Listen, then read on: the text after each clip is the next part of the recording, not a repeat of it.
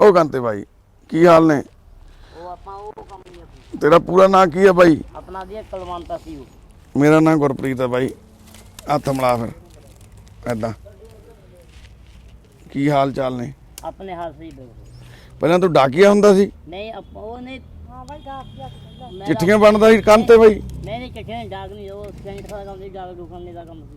अच्छा दोजी ਦਾ ਵੀ ਕੰਮ ਕਰਦਾ ਸੀ ਤੂੰ ਕਾਂਤੇ? नहीं दुध ਦਾ ਕੰਮ ਦੋਜੀ ਦਾ ਕੰਮ ਕਰਦਾ ਕਰਦਾ ਹੁੰਦਾ ਸੀ? ਉਹ ਨਹੀਂ ਕਰੀਦਾ ਦੁੱਧ ਗਲਤ ਕੰਮ ਨਹੀਂ ਕਰੀਦਾ। ਕਰਦੇ ਨਹੀਂ? ਨਹੀਂ ਗਲਤ ਕੰਮ ਨਹੀਂ ਕਰੀਦਾ। ਇਹ ਕੁਲਵੰਤ ਸਿੰਘ ਕਾਂਤਾ ਇਹਦਾ ਨਾਮ ਆ ਜੀ। ਵਾਹਿਗੁਰੂ ਜੀ ਕਾ ਖਾਲਸਾ ਪਹਿਲਾਂ ਤਾਂ ਵਾਹਿਗੁਰੂ ਜੀ ਕੀ ਫਤਿਹ ਜੀ। ਕੁਲਵੰਤ ਸਿੰਘ ਕਾਂਤਾ ਪਿਛਲੇ 10-12 ਸਾਲਾਂ ਤੋਂ ਨਗਰ ਦੇ ਲੋਕ ਦੱਸਦੇ ਆ ਵੀ ਇੱਥੇ ਖੰਡਰਨੁਮਾ ਘਰ ਦੇ ਵਿੱਚ ਹੀ ਰਹਿੰਦਾ। ਲੋਕ ਦੱਸਦੇ ਆ ਕਿਤੇ ਸੁੱਤਾ ਪਿਆ ਨਹੀਂ ਦੇਖਿਆ ਇਹ, ਇਦਾਂ ਹੀ ਰਾਤ ਨੂੰ ਦਿਨੇ ਇਦਾਂ ਹੀ ਜਾਗਦਾ ਹੀ ਹੁੰਦਾ, ਇਦਾਂ ਹੀ ਤੁਰਿਆ ਫਿਰਦਾ। ਇਸ ਘਰ ਦੇ ਵਿੱਚ ਨਾ ਕੋਈ ਬਿਸਤਰਾ, ਨਾ ਕੋਈ ਰਜਾਈ ਆ, ਨਾ ਕੋਈ ਭਾਂਡਾ, ਨਾ ਕੱਪੜਾ, ਕੁਛ ਨਹੀਂ। ਇੱਕ 3 ਕਮਰੇ ਆ, ਖੰਡਰ ਆ। ਤੇ ਇਸ ਖੰਡਰ ਦੇ ਵਿੱਚ ਕਾਂਤੇ ਚੱਲ ਤੇਰਾ ਘਰ ਦੇਖੀ ਆ ਜਾ। ਚੱਲ ਆ ਚੱਲ ਨਾਲ ਆਇਆ ਦੇਖਿਓ ਭਾਂਡੇ ਪਏ ਤੇਰੇ ਬਾਹਰ। ਚਾਹ ਡੱਬਾ ਉੱਥੇ ਰੱਖਤਾ ਅੰਦਰ ਇਹਨਾਂ ਨੇ, ਉਹਦੇ ਪਿਆ ਉੱਥੇ ਰੱਖਤਾ। ਆ ਜਾ ਆਇਆ ਲਈਏ। ਆਹ ਰਜਾਈ ਪਈ ਆ ਕਾਂਤੇ ਦੀ। ਪਿੰਡ ਵਾਲੇ ਵੀਰ ਦੱਸਦੇ ਆ ਵੀ ਇੱਥੇ ਹੀ ਕਈ ਵਾਰੀ ਸੌ ਜਾਂਦਾ, ਕੁਛ ਉੱਪਰ ਲੈ ਕੇ ਸੌਂਦਾ ਤਾਂ ਕਿਤੇ ਦੇਖਿਆ ਨਹੀਂ, ਯਾਨੀ ਕਿ ਇੱਥੇ ਹੀ ਬਹਿ ਜਾਂਦਾ ਜਾਂ ਪੈ ਜਾਂਦਾ। ਆਹ ਕਮਰੇ ਆ, ਇਹਨਾਂ ਕਮਰਿਆਂ ਦੇ ਵਿੱਚ ਕੋਈ ਸੌਣ ਵਾਸਤੇ, ਕੋਈ ਬਹਿਣ ਵਾਸਤੇ ਕੋਈ ਜਗ੍ਹਾ, ਛੱਤਾਂ ਡਿੱਗੀਆਂ ਪਈਆਂ ਤੇ ਕੋਈ ਮੰਜਾ ਬਿਸਤਰਾ ਨਹੀਂ ਹੈਗਾ। ਕਾਂਤੇ ਆ ਚਾਹ ਕਿਹਨੇ ਬਣਾਈ ਆ? ਆ ਪਈ ਆ ਕਿਹਨੇ ਬਣਾਈ ਆ? ਆ ਅੰਦਰ ਦੇਖੋ ਜੀ, ਇੱਟਾਂ ਤੇ ਰੋੜਿਆਂ ਦਾ ਭਰਿਆ ਪਿਆ ਕਮਰਾ। ਟਾਇਲਟ ਵੀ ਵਿੱਚੇ ਕੀਤੀ ਹੋਈ ਆ, ਕਮਰੇ 'ਚ ਹੀ ਟਾਇਲਟ ਕਰ ਲੈਂਦਾ। ਦੇਖੋ ਇੱਥੇ ਟਾਇਲਟ ਪਈ ਆ ਸਾਈਡ ਤੇ। ਆ ਇੱਕ ਪਾਟੀ ਹੋਈ ਗਲੀ ਹੋਈ ਪੇਟੀ ਪਈ ਆ। ਇਹ ਪਿੰਡ ਵਾਲੇ ਵੀਰਾਂ ਨੇ ਜਿਹੜੀ ਸਾਨੂੰ ਵੀਡੀਓ ਬਣਾ ਕੇ ਭੇਜੀ ਸੀ, ਇਸੇ ਕਮਰੇ ਦੇ ਵਿੱਚ ਉੱਥੇ ਇੱਟਾਂ ਦੇ ਉੱਪਰ ਉਹ ਪਿਆ ਸੀ। ਤੇ ਇਸੇ ਹਾਲਤ ਦੇ ਵਿੱਚ ਹੀ ਇਹ ਵੀਰ ਕੁਲਵੰਤ ਸਿੰਘ ਕਾਂਤਾ ਇਸ ਖੰਡਰਨੁਮਾ ਘਰ ਦੇ ਵਿੱਚ ਰਹਿੰਦਾ। ਨਾ ਕੋਈ ਦਰਵਾਜ਼ਾ ਲੱਗਦਾ, ਨਾ ਕੋਈ ਬਾਰੀ ਲੱਗਦੀ ਆ। ਆ ਅੰਦਰ ਦੇਖੋ ਕਿੱਦਾਂ ਸਭ ਕੁਛ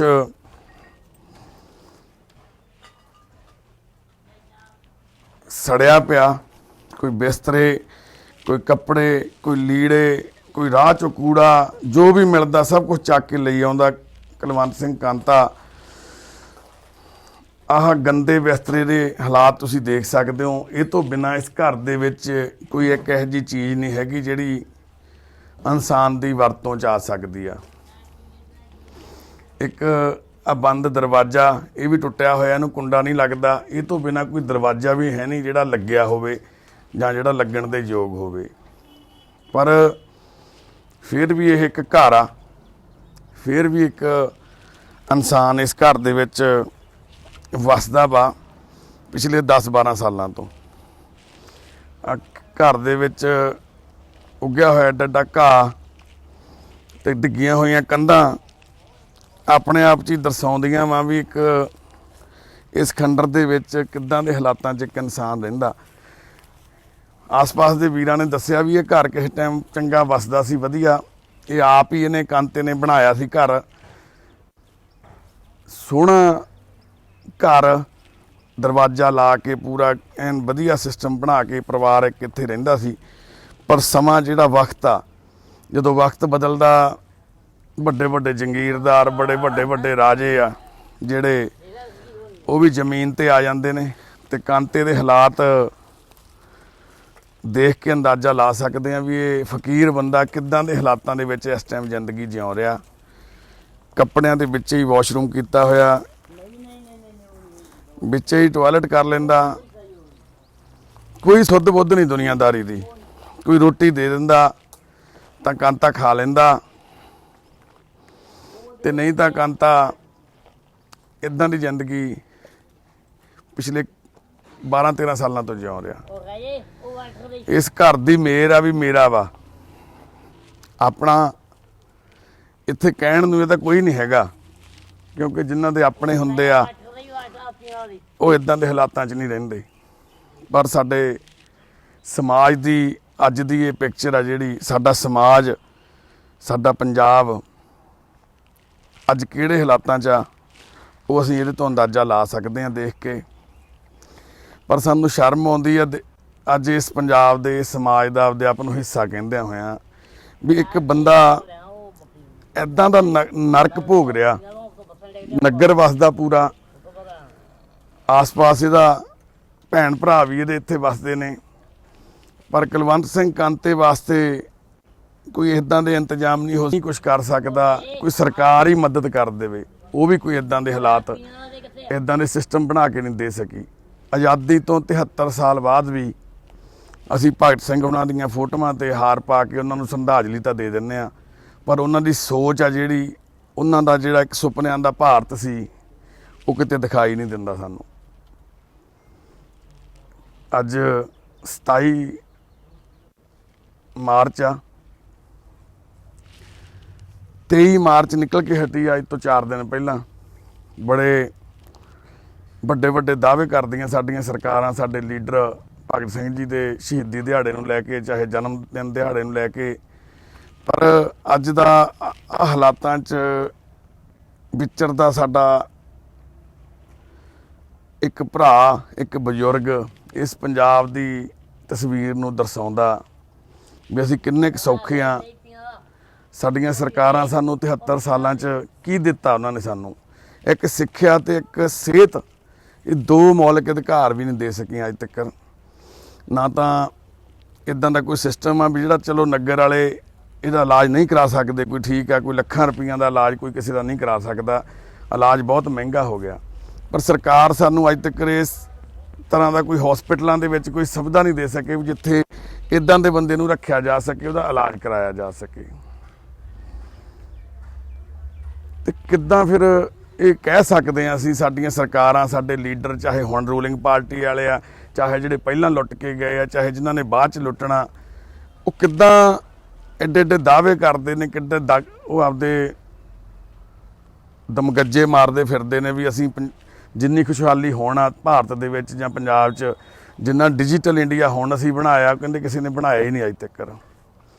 ਪਰ ਅਸਲ ਪਹਿਚਾਣ ਆ ਜਿਹੜੀ, ਉਹ ਇਹਨਾਂ ਲੋਕਾਂ ਨੂੰ ਦੇਖ ਕੇ ਆਉਂਦੀ ਆ ਵੀ ਅਸੀਂ ਕਿੱਦਾਂ ਦੇ ਭਾਰਤ ਦੇਸ਼ 'ਚ ਰਹਿੰਦੇ ਆ, ਕਿਹੜਾ ਇਹ ਡਿਜੀਟਲ ਇੰਡੀਆ ਵਾ, ਕਿਹੜੇ ਇੱਥੇ ਸਾਡੇ ਹੱਕਾਂ ਦੀ ਗੱਲ ਹੁੰਦੀ ਆ, ਕਿਹੜੀਆਂ ਸਾਨੂੰ ਸਰਕਾਰਾਂ ਨੇ ਹੁਣ ਤੱਕ ਸਹੂਲਤਾਂ ਤੇ ਸੁੱਖ ਦਿੱਤੇ ਆ। ਇਹ ਖੰਡਰ ਹੋਏ ਘਰ ਦੇ ਵਿੱਚ ਖੜ ਕੇ ਅੱਜ ਅਸੀਂ ਆਪਣੇ ਆਪ ਨੂੰ ਅਪਮਾਨਿਤ ਮਹਿਸੂਸ ਕਰਦੇ ਹਾਂ ਵੀ ਸ਼ਰਮਸਾਰ ਆ ਅਸੀਂ ਵੀ ਇਸ ਬਜ਼ੁਰਗ ਨੂੰ, ਇਸ ਵੀਰ ਨੂੰ 12-13 ਸਾਲ ਇਦਾਂ ਦੇ ਹਾਲਾਤਾਂ 'ਚ ਰਹਿਣਾ ਪਿਆ। ਅਸੀਂ ਪਿੰਡਾਂ 'ਚ ਗੁਰੂ ਘਰ ਉਸਾਰ ਲਏ, 2-2, 3-3 ਜਾਤੀਵਾਦ 'ਚ ਪੈ ਕੇ ਸ਼ਮਸ਼ਾਨ ਘਾਟਾਂ ਤੱਕ ਅੱਡ-ਅੱਡ ਬਣਾ ਲਈਆਂ, ਪਰ ਇਨਸਾਨ ਲਈ ਨਹੀਂ ਕੁਝ ਕਰ ਪਾਏ। ਸਮਾਜ 'ਚ ਵੰਡੀਆਂ ਪਾ ਲਈਆਂ, ਪਰ ਦੁੱਖ ਨਹੀਂ ਵੰਡ ਸਕੇ ਅਸੀਂ।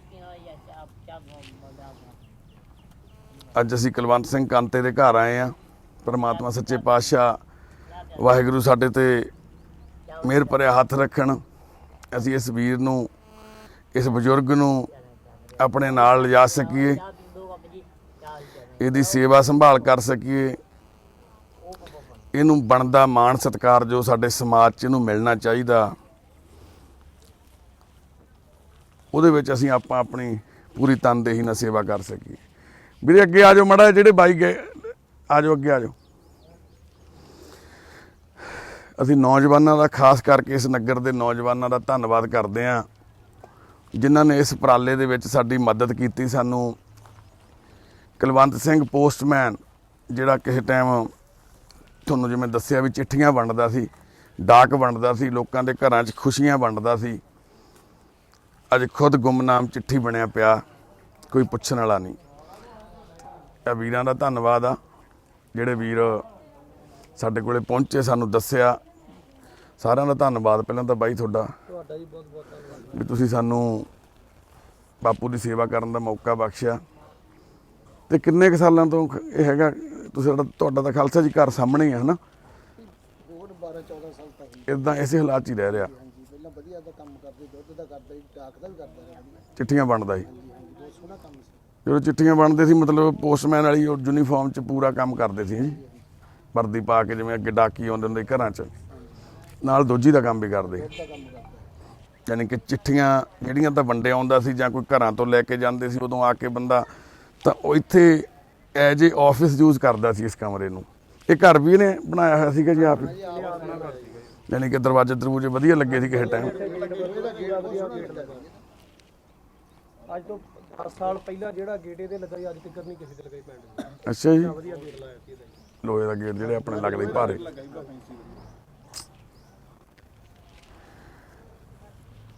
ਦੇਖੋ ਕਿੱਦਾਂ ਇੱਕ ਇਨਸਾਨ, ਇੱਕ ਪੜ੍ਹਿਆ ਲਿਖਿਆ ਇਨਸਾਨ ਆ, ਇੱਕ ਪਿੰਡ ਦੇ ਵਿੱਚੋਂ ਕੁਛ ਚੰਗੇ ਘਰਾਂ ਦੇ ਵਿੱਚੋਂ ਇੱਕ ਘਰ। ਵੀਰ ਦੱਸਦੇ ਆ ਵੀ ਜਿੱਦਾਂ ਦਾ ਇਹਦੇ ਗੇਟ ਲੱਗਿਆ ਸੀ, ਪੂਰੇ ਪਿੰਡ 'ਚ ਕਿਸੇ ਦੇ ਗੇਟ ਨਹੀਂ ਸੀ ਲੱਗਿਆ ਉੱਦਾਂ ਦਾ। ਸਾਰੇ ਪਿੰਡ 'ਚ ਕਿਸੇ ਦੇ ਘਰੇ ਨਹੀਂ ਮੇਰੇ ਹਿਸਾਬ ਨਾਲ ਵੀ ਇਦਾਂ ਦਾ ਆਫਿਸ ਬਣਾਇਆ ਹੋ, ਕਿਉਂਕਿ ਇਹਦੇ ਘਰ 'ਚ ਡਾਕੀਆ ਕਰਕੇ ਇਹਨੇ ਇੱਕ ਆਫਿਸ ਵੀ ਬਣਾਇਆ ਹੋਇਆ ਸੀ ਆਪਦਾ।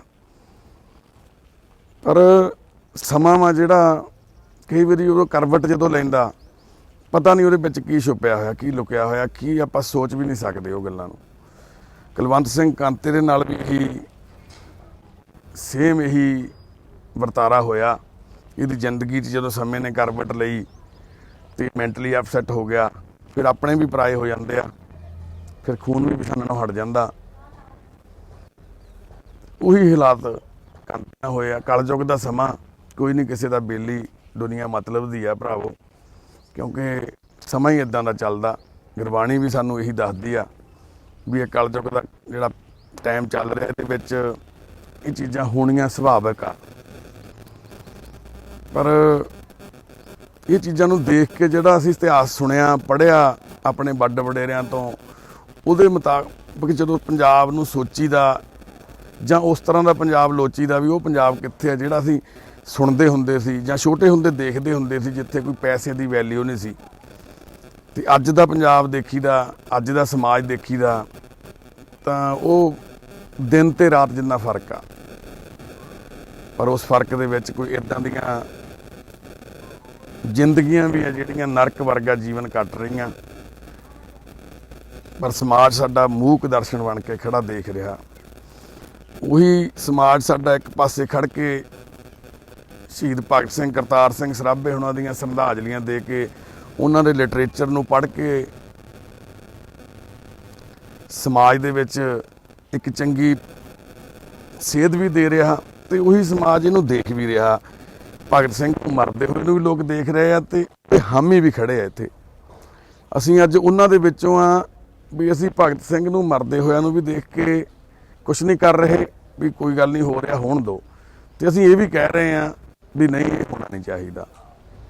ਯਾਨੀ ਕਿ ਇਹ ਸਮਾਂ ਜਿਹੜਾ ਸਾਨੂੰ ਜਿਸ ਤਬਦੀਲੀ ਤੇ ਲੈ ਕੇ ਆਇਆ, ਜੇ ਇਹਨੂੰ ਅਸੀਂ ਬਦਲਣਾ ਤਾਂ ਖੁਦ ਹੀ ਸਾਨੂੰ ਪੈਕ ਕਰਨੀ ਪਊ, ਖੁਦ ਹੀ ਜ਼ਿੰਮੇਵਾਰੀ ਚੱਕਣੀ ਪਊ।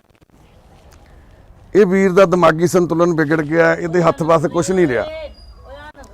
ਜੇ ਸਾਨੂੰ ਆਪਣੇ ਆਪ ਤੋਂ ਸ਼ੁਰੂਆਤ ਕਰੀਏ ਤਾਂ ਹੀ ਅਸੀਂ ਇਦਾਂ ਦੀਆਂ ਜ਼ਿੰਦਗੀਆਂ ਨੂੰ ਕੁਛ ਚੰਗਾ, ਕੁਛ ਥੋੜਾ ਜਿਹਾ ਮਾਮੂਲੀ ਜਿਹਾ ਅਸੀਂ ਕੁਛ ਇਹਨਾਂ ਨੂੰ ਸਹਾਰਾ ਦੇ ਸਕਦੇ ਹਾਂ, ਜਿੱਦਾਂ ਇਹ ਨੌਜਵਾਨ ਵੀਰਾਂ ਨੇ, ਪਿੰਡ ਦੇ ਮੋਹਤਵਾਰਾਂ ਨੇ ਕੀਤਾ। ਜੇ ਇਹ ਵੀ ਹੁਣ ਚੁੱਪ ਕਰਕੇ ਦੇਖੀ ਜਾਂਦੇ, ਇਹਨਾਂ ਤੋਂ ਪਹਿਲਾਂ ਵਾਲੀ ਪੀੜ੍ਹੀ ਪਿਛਲੇ 12-15 ਸਾਲਾਂ ਤੋਂ ਦੇਖੀ ਜਾ ਰਹੀ ਸੀ, ਤਾਂ ਸਮਾਂ ਹੋਰ ਨਿਕਲ ਜਾਣਾ ਸੀ। ਇੱਕ ਦਿਨ ਕੁਲਵੰਤ ਸਿੰਘ ਕਾਂਤਾ ਸੁੱਤਾ ਪਿਆ, ਇੱਥੋਂ ਪਤਾ ਲੱਗਣਾ ਸੀ ਵੀ ਅੰਦਰ ਹੀ ਉਹਦੀ ਡੈਥ ਹੋ ਗਈ ਆ। ਸ਼ਾਇਦ 2 ਦਿਨਾਂ ਬਾਅਦ ਪਤਾ ਲੱਗਦਾ, 3 ਦਾ ਪਤਾ ਲੱਗਦਾ, ਹੋ ਸਕਦਾ ਇੱਥੇ ਪਏ ਨੂੰ ਕੁੱਤੇ ਖਾ ਜਾਂਦੇ। ਅਖਬਾਰਾਂ 'ਚ ਰੋਜ਼ ਪੜ੍ਹਦੇ ਆ ਇਨਸਾਨਾਂ ਨੂੰ ਕੁੱਤੇ ਖਾ ਰਹੇ ਅੱਜ ਦੇ ਸਮੇਂ। ਹੋ ਸਕਦਾ ਇਹਨੂੰ ਕੀੜੀਆਂ ਖਾ ਜਾਂਦੀਆਂ, ਕੀੜੇ ਖਾ ਜਾਂਦੇ ਅੰਦਰ ਪਏ ਨੂੰ, ਹੋ ਸਕਦਾ 2-3 ਦਿਨਾਂ ਬਾਅਦ ਪਤਾ ਲੱਗਦਾ। ਪਰ ਇਹਨਾਂ ਵੀਰਾਂ ਨੇ ਪਹਿਲ ਕਦਮੀ ਕੀਤੀ, ਆਪਣੀ ਜ਼ਿੰਮੇਵਾਰੀ ਸਮਝੀ। ਸੱਚੇ ਪਾਤਸ਼ਾਹ ਵਾਹਿਗੁਰੂ ਨੇ ਸਾਨੂੰ ਇੰਨੀ ਹਿੰਮਤ ਬਖਸ਼ੀ ਵੀ ਅਸੀਂ ਇਸ ਨਗਰ ਤੱਕ ਚੱਲ ਕੇ ਆ ਸਕੇ। ਇਹ ਗਗੜਾ ਪਿੰਡ ਆ ਜੀ, ਮੋਗੇ ਜ਼ਿਲ੍ਹੇ ਦਾ ਗਗੜਾ ਪਿੰਡ।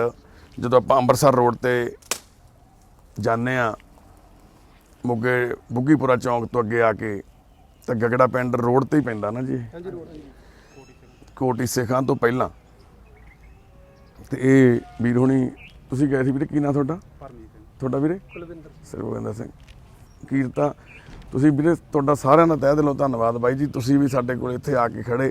ਇਹਦਾ ਕੋਈ ਆਪਣਾ ਪਰਿਵਾਰ ਦਾ ਮੈਂਬਰ ਹੈ ਇੱਥੇ? ਤੁਸੀਂ ਭਰਾ ਬਾਈ? ਵਾਹ ਭਰਾਵਾ, ਕੀ ਗੱਲ ਹੋ ਗਈ ਬਾਈ ਤੁਹਾਡੇ ਹਿਸਾਬ ਨਾਲ? ਇਹਨੂੰ ਐਂ ਕਾਹਤੋਂ ਹੋ ਗਿਆ ਇਹ ਕਮਲਾ? ਇਹ ਕੰਮ ਕੁਮ ਚੰਗਾ ਸੀਗਾ ਜੀ, ਪਹਿਲਾਂ ਮੁੜ ਕੇ ਉਹ ਬਾਬੇ ਜਾਂਦਾ ਸੀ ਚੇਚਾ ਵਾਲੀ, ਹਾਂ ਜੀ। ਉੱਥੇ ਪਤਾ ਨਹੀਂ ਕੀ ਵਜ੍ਹਾ ਬਣੀ ਜੀ। ਅੱਛਾ, ਨਹੀਂ ਮਤਲਬ ਪੜਿਆ ਕਿੰਨਾ ਇਹ? ਇਹ ਮੈਟਰ ਮੇਰਾ ਮੈਟਰ ਭਾਸ਼ਾ ਜੀ ਮੇਰਾ ਤਾਂ। ਡਾਕੀਆ ਸੀਗਾ ਜਿਵੇਂ ਪੂਰੀ ਇਸ ਦੀ ਪੋਸਟਮੈਨ ਸੀ ਇਹ ਹਾਂਜੀ ਹਾਂ, ਇਹਦਾ ਰਜਿਸਟਰਡ? ਹਾਂਜੀ ਹਾਂ, 2 ਬੰਦੇ ਕੰਮ ਕਰਦੇ ਸੀ ਜੀ। ਅੱਛਾ, ਤੇ ਜਿਹੜਾ ਤੁਸੀਂ ਦੋ ਹੀ ਭਰਾ ਵਾਂ? 2 ਹੀ ਹੈ ਠੀਕ ਹੈ ਜੀ। ਕਿੰਨੇ ਸਾਲ ਤੋਂ ਇਦਾਂ ਹੋਇਆ ਹੋਇਆ? ਇਹਨੂੰ ਤਕਰੀਬਨ 15 ਸਾਲ ਤੋਂ ਉੱਤੇ ਹੋ ਗਏ। ਉਦੋਂ ਦਾ ਹੀ ਆ? ਹਾਂਜੀ, ਘਰ ਵੀ ਆਈ ਆ ਫਿਰ ਜਿਹੜੇ ਗੇਟ ਗੂਟ ਘਰ ਦੇ ਜਾਂ ਹਾਲਾਤ ਇਹ ਕੌਣ ਇੱਟਾਂ ਉੱਟਾਂ ਕਿੱਧਰ ਗਈਆਂ? ਇਹਨੇ ਵੇਚਤੀਆਂ ਜਾਂ ਲੋਕ ਲੈ ਗਏ? ਆਹ ਲੋਕ ਲਾ ਕੇ ਲੈ ਗਏ ਜੀ, ਬਸ ਕੋਈ ਜਿਹੜੀ ਲੋੜ ਨਹੀਂ। ਦਰਵਾਜ਼ੇ ਵੀ ਲਾ ਕੇ ਲੈ ਗਏ? ਦਰਵਾਜ਼ਾ ਤਾਂ ਇਹਨੇ ਵੇਚ ਬੂਝ ਦਿੱਤਾ ਜੀ, ਗਲਤ ਗੱਲ ਨਹੀਂ ਮੈਂ ਕਹਿੰਦੀ, ਆਪ ਹੀ ਨਹੀਂ ਵੇਚ ਬੂਝ ਦਿੱਤਾ। ਅੱਛਾ ਜੀ। ਅੰਦਰ ਕੋਈ ਸਮਾਨ, ਮੰਜੇ, ਕੋਈ ਪੇਟੀ, ਕੋਈ ਕੁਝ ਵੀ ਨਹੀਂ? ਸਮਾਨ ਸਮੂਨ ਬਸ ਆ ਪੇਟੀ ਪੂਟੀ ਸੀਗੀ, ਗਲੀ ਉੱਥੇ ਹੀ ਪੈਂਦਾ ਪੁੰਦਾ, ਮੰਜਾ ਲੈਂਦਾ ਨਹੀਂ ਗਾ ਜੀ। ਇਹਨੂੰ ਕਿਸੇ ਡਾਕਟਰ ਨੂੰ ਕਦੇ ਦਿਖਾਇਆ? ਕੋਈ ਦਵਾਈ ਕਿਸੇ ਨੇ? ਦਵਾਈ 1-2 ਵਾਰੀ ਨੂੰ ਦਵਾਈ ਹੈ ਜੀ, ਹੂੰ। ਮੁੜ ਕੇ ਫਿਰ ਇੱਕ ਜਾਂਦਾ ਨਹੀਂ, ਜਾਣਾ ਆਉਣਾ ਬਹੁਤ ਲਿਜਾਣਾ ਇਹਨੂੰ ਔਖਾ ਜੀ। ਕਿੱਥੋਂ ਦਵਾਈ ਸੀ ਦਵਾਈ? ਦਵਾਈ ਆਏ ਜਿੱਥੇ ਕਿਸੇ ਨੇ ਦੱਸ ਪਾਈ, ਉੱਥੇ 1-2 ਥਾਂ ਦੀ ਦਵਾਈ ਸੀ, ਜਾਇ ਥਾਂ ਨਹੀਂ। ਮੁੜ ਕੇ ਹੁਣ ਅੰਮ੍ਰਿਤਸਰ ਕਹਿੰਦੇ ਸੀ ਲਿਜਾਣ ਨੂੰ ਪਿੰਡ ਵਾਲੇ ਬੰਦੇ। ਹੂੰ ਮੈਂ ਕਿਹਾ ਚਲੋ ਜੀ, ਉਹ ਮੁੰਡਾ ਸਾਡੇ ਪਿੰਡੋਂ ਇੱਕ ਲੱਗਾ ਨਿਰਮਲ ਸਿੰਘ NCC ਹੂੰ। ਉਹ ਮੈਨੂੰ ਕਹਿੰਦਾ ਸੀ, ਉਹ ਸਰਸੇ ਵਾਲਿਆਂ ਨੂੰ ਪਤਾ ਨਹੀਂ ਕਿਹਨਾਂ ਨੂੰ ਮੰਨਦੇ, ਕਹਿੰਦਾ ਆਪਾਂ ਲਿਜਾਣਾ ਇਹਨੂੰ ਲਾਇਕ ਹੋਣਾ। ਮੁੜ ਕੇ ਫਿਰ ਉਹਨਾਂ ਨੇ ਵੀ ਵਿੱਚ ਹੀ ਰਹਿ ਗਈ ਗੱਲ। ਅਸੀਂ ਲੁਧਿਆਣੇ ਤੋਂ ਆਏ ਹਾਂ ਵੀਰੇ, ਹਸਨਪੁਰ ਪਿੰਡ ਆ ਸਾਡਾ। ਹਾਂਜੀ ਮਨੁੱਖਤਾ ਦੀ ਸੇਵਾ ਸਭ ਤੋਂ ਵੱਡੀ ਸੇਵਾ, ਇੱਕ ਵਾਹਿਗੁਰੂ ਨੇ ਸਾਨੂੰ ਉੱਥੇ ਸੁਪਨਿਆਂ ਦਾ ਘਰ ਬਣਾ ਕੇ ਦਿੱਤਾ। ਹਾਂਜੀ 250 ਮੈਂਬਰ ਅਸੀਂ ਉੱਥੇ ਰਹਿੰਦੇ ਆ। ਇਦਾਂ ਦੇ ਅਸੀਂ ਜਿਹੜੇ ਵੀਰ ਬਜ਼ੁਰਗ ਨੇ, ਜਿਹੜੇ ਬਹੁਤ ਇੱਕ ਨਰਕ ਵਰਗਾ ਜੀਵਨ ਕੱਟਣ ਲਈ ਮਜਬੂਰ ਆ, ਜਿਨ੍ਹਾਂ ਦੇ ਆਪਣੇ ਵੀ ਪਰਾਏ ਹੋ ਗਏ, ਅਸੀਂ ਉਹਨਾਂ ਨੂੰ ਆਪਣੇ ਕੋਲੇ ਰੱਖਦੇ ਆ, ਸੰਭਾਲਦੇ ਆ, ਸੇਵਾ ਕਰਦੇ ਆ। ਠੀਕ ਹੈ ਜੀ। ਤੁਹਾਨੂੰ ਕੋਈ ਇਤਰਾਜ਼ ਹੈ ਵੀ ਅਸੀਂ ਨੂੰ ਲੈ ਜਾਈਏ? ਸਾਨੂੰ ਵੀ ਤਰਾ ਜੀ ਲੈ ਜਾਈਏ ਨਾਲ? ਮਗਰ ਆਇਆ ਕਰੋਗੇ? ਮਗਰ ਆਇਆ ਕਰ ਦੱਸ ਕੱਲ ਨੂੰ ਇਹਨੂੰ ਕੋਈ 19 ਕੀ ਗੱਲ ਹੁੰਦੀ ਆ, ਸਾਡਾ ਉਸ ਟਾਈਮ ਸਾਥ ਦਿਓਗੇ? ਦੇਵਾਂਗੇ ਜੀ, ਦੇਵਾਂਗੇ। ਤੁਸੀਂ ਕਿਹੜਾ ਜਾਨਵਰ ਕੀ ਕਰਨੀ, ਕੋਈ ਤਾਂ ਕੁਦਰਤ ਨਹੀਂ, ਸਮਾਂ ਤਾਂ ਦੇਖੋ ਮੇਰਾ ਨਹੀਂ ਪਤਾ, ਤੁਹਾਡਾ ਨਹੀਂ ਪਤਾ, ਇਹਦਾ ਨਹੀਂ ਪਤਾ, ਕਿਸੇ ਦਾ ਨਹੀਂ ਪਤਾ। ਪਰ ਚਲੋ ਤੁਸੀਂ ਪਹਿਲਾਂ ਨਹੀਂ ਕੁਝ ਕਰ ਸਕੇ, ਤੁਹਾਡੇ ਮੰਨ ਲਓ ਮਜਬੂਰੀਆਂ ਸੀ, ਕੋਈ ਜੰਮ ਪਕਤ ਨਹੀਂ, ਤੁਹਾਨੂੰ ਮਾੜਾ ਨਹੀਂ ਅਸੀਂ ਕਹਿੰਦੇ। ਉਹ ਵਾਹਿਗੁਰੂ ਨੂੰ ਪਤਾ ਇਹਦੀ ਕਿਸਮਤ ਸੀ ਵਿਚਾਰੇ ਦੀ, ਵੀ ਇਹਨੇ ਨਰਕ ਭੋਗਣਾ ਸੀ। ਪਰ ਅਸੀਂ ਉਮੀਦ ਕਰਦੇ ਹਾਂ ਵੀ ਜੇ ਤੁਸੀਂ ਵਾਕਈ ਇਹਦੇ ਭਰਾ ਹੋ, ਖੂਨ ਆ ਤੁਹਾਡਾ, ਤੇ ਤੁਸੀਂ ਇਹਦੇ ਮਗਰ ਜ਼ਰੂਰ ਆਵੋਗੇ। ਆਵਾਂਗੇ ਜਿੰਨੀ ਚੁੱਕੇ ਹੈਗੇ। ਕੀ ਨਾਂ ਤੁਹਾਡਾ ਜੀ? ਮੇਰਾ ਜਗਤਾਰ ਸਿੰਘ ਹੈ। ਜਗਤਾਰ ਸਿੰਘ। ਜਗਤਾਰ ਸਿੰਘ ਜੀ, ਕੁਲਵੰਤ ਸਿੰਘ ਦਾ ਵਿਆਹ ਹੋਇਆ ਸੀ? ਨਹੀਂ ਸਰ, ਅੱਛਾ, ਇਹਦਾ ਸ਼ੁਰੂ ਤੋਂ ਨਹੀਂ ਹੋਇਆ ਵਿਆਹ? ਨਹੀਂ। ਤੁਹਾਡਾ ਹੋਇਆ ਹੋਇਆ? ਤੁਹਾਡਾ ਘਰ ਇੱਥੇ ਹੀ ਆ ਨਾਲ ਦਾ? ਮੇਰਾ ਨਾਲ ਆ ਜੀ ਤਰ੍ਹਾਂ। ਅੱਛਾ, ਪਰਲਾ। ਤੁਹਾਡੇ ਘਰੇ ਵੀ ਨਹੀਂ ਜਾਂਦਾ ਇਹ? ਇਹ ਜਾਂਦਾ ਜੀ, ਰੋਟੀ ਚਾਹ ਪਾਣੀ ਜਦੋਂ ਤੁਰਿਆ ਜਾਂਦਾ, ਕਦੇ ਪਿੰਡ 'ਚੋਂ ਵੀ ਲੈ ਜਾਂਦਾ ਜੀ, ਇੱਥੋਂ ਵੀ ਲੈ ਜਾਂਦਾ, ਘਰੋਂ ਵੀ, ਜਿੱਥੋਂ ਜੀ ਕਰਦਾ ਮਤਲਬ। ਪਰ ਬੜੀ ਦੁੱਖ ਦੀ ਗੱਲ ਆ ਵੀ ਇੱਕ ਇਨਸਾਨ ਜਾਨਵਰ ਬਣ ਕੇ ਰਿਹਾ, ਆਪਣੇ ਦੇ ਹੁੰਦੇ ਬਗਾਨਿਆਂ ਵਾਂਗ ਰਹਿ ਰਿਹਾ ਜੀ। ਕੁਲਵੰਤ ਸਿੰਘ ਦੇ ਭਰਾ ਨੂੰ ਵੀ ਤੁਸੀਂ ਸੁਣਿਆ, ਪਰ ਅਸੀਂ ਤਾਂ ਇਹ ਕਹਾਂਗੇ ਵੀ ਜੇ ਕੁਲਵੰਤ ਸਿੰਘ ਦਾ ਭਰਾ ਹੁੰਦਾ ਤਾਂ ਕੁਲਵੰਤ ਸਿੰਘ ਐ ਨਹੀਂ ਸੀ ਹੁੰਦਾ। ਪਰ ਸਮਾਂ ਵਾ ਜਿਹੜਾ ਉਹ ਇਸੇ ਤਰ੍ਹਾਂ ਦਾ ਹੀ ਚੱਲ ਰਿਹਾ। ਬਸ ਤੁਸੀਂ ਸਾਰੇ ਅਰਦਾਸ ਕਰਿਓ, ਅਸੀਂ ਕੁਲਵੰਤ ਸਿੰਘ ਪੋਸਟਮੈਨ ਨੂੰ ਇੱਕ ਚੰਗਾ ਮਾਣ ਸਤਿਕਾਰ ਭਰਿਆ ਜੀਵਨ ਆ ਜਿਹੜਾ ਉਹ ਦੇ ਸਕੀਏ। ਦੇਣਾ ਤਾਂ ਸੱਚੇ ਪਾਤਸ਼ਾਹ ਨੇ ਆ, ਅਸੀਂ ਉਹਦੇ 'ਚ ਆਪਣਾ ਤਿਲ ਫੁੱਲ ਹਿੱਸਾ ਪਾ ਸਕੀਏ, ਪੂਰੀ ਤਨਦੇਹੀ ਨਾਲ ਇਸ ਵੀਰ ਦੀ ਸੇਵਾ ਕਰ ਸਕੀਏ। ਇਹ ਨਗਰ ਦੇ ਨੌਜਵਾਨ ਵੀਰਾਂ ਨੇ ਜਿਹੜਾ ਉਪਰਾਲਾ ਕੀਤਾ, ਸਾਨੂੰ ਇਹ ਸੇਵਾ ਬਖਸ਼ੀ ਆ, ਅਸੀਂ ਉਹਨੂੰ ਨਪੇਰੇ ਚਾੜ ਸਕੀਏ। ਇੰਨੀਆਂ ਕੀ ਸਾਡੀਆਂ ਬੇਨਤੀਆਂ ਜੀ, ਇੰਨੀਆਂ ਕੀ ਜਾਣਕਾਰੀਆਂ ਜਿਹੜੀਆਂ ਤੁਹਾਡੇ ਨਾਲ ਸਾਂਝੀਆਂ ਕਰਨੀਆਂ ਸੀ। ਬਸ ਆਪਣੇ ਆਸ-ਪਾਸ ਖਿਆਲ ਰੱਖੋ, ਇਨਸਾਨ ਬਣਨ ਦੀ ਕੋਸ਼ਿਸ਼ ਕਰੋ, ਕਿਉਂਕਿ ਜੇ ਅਸੀਂ ਇਨਸਾਨ ਨਹੀਂ ਬਣ ਸਕੇ ਤਾਂ ਇਨਸਾਨੀਅਤ ਬਚਣੀ ਨਹੀਂ, ਤੇ ਜੇ ਇਨਸਾਨੀਅਤ ਮਰ ਗਈ ਫਿਰ ਇਨਸਾਨਾਂ ਦਾ ਇਹ ਸਰੀਰ ਜਿਹੜੇ ਤੁਰੇ ਫਿਰਦੇ ਇਹਨਾਂ ਦਾ ਕੋਈ ਮੁੱਲ ਨਹੀਂ ਰਹਿ ਜਾਣਾ। ਆਪਣੇ ਆਪਣੇ ਲੈਵਲ ਤੇ ਜੋ ਵੀ ਆਪਾਂ ਕਰ ਸਕਦੇ ਆ, ਸਾਨੂੰ ਸਾਰਿਆਂ ਨੂੰ ਕਰਨਾ ਚਾਹੀਦਾ, ਸਾਰਿਆਂ ਨੂੰ ਆਪਣੀਆਂ ਕੋਸ਼ਿਸ਼ਾਂ ਕਰਨੀਆਂ ਚਾਹੀਦੀਆਂ। ਅਸੀਂ NRI ਵੀਰਾਂ ਨੂੰ ਹਮੇਸ਼ਾ ਬੇਨਤੀਆਂ ਕਰਦੇ ਆ ਵੀ ਸਾਨੂੰ ਸੇਵਾ ਦੇਣ ਦੀ ਬਜਾਏ, ਸੰਸਥਾਵਾਂ ਨੂੰ ਪੈਸੇ ਭੇਜਣ ਦੀ ਬਜਾਏ, ਟੂਰਨਾਮੈਂਟਾਂ ਤੇ ਹੋਰ ਪਾਸਿਆਂ ਤੇ ਪੈਸੇ ਲਾਉਣ ਦੀ ਬਜਾਏ ਆਪੋ ਆਪਣੇ ਪਿੰਡਾਂ ਨੂੰ ਸਾਂਭੋ ਭਰਾਵੋ। ਆਪਦੇ ਪਿੰਡਾਂ ਦੇ ਵਿੱਚ ਹੀ ਜੇ ਤੁਸੀਂ ਲੋਕਾਂ ਦੀ ਮਦਦ ਕਰਨੀ ਸ਼ੁਰੂ ਕਰ ਦਵੋ ਤਾਂ ਕੁਲਵੰਤ ਸਿੰਘ ਕੰਤੇ ਹੁਣੀ 15 ਸਾਲ ਇਦਾਂ ਨਰਕ ਨਾ ਭੋਗਣ, ਆਪਣਾ ਮਨ ਪੁੱਤਰ ਖਾਣ ਲਈ ਮਜਬੂਰ ਨਾ ਹੋਣ। ਇਸ ਟਾਈਮ ਕੁਲਵੰਤ ਸਿੰਘ ਕੰਤ ਦੇ ਹੱਥ, ਸਰੀਰ, ਕੱਪੜੇ, ਰੋਟੀ ਸਭ ਇੱਕੋ ਹੀ ਹੋਇਆ ਪਿਆ।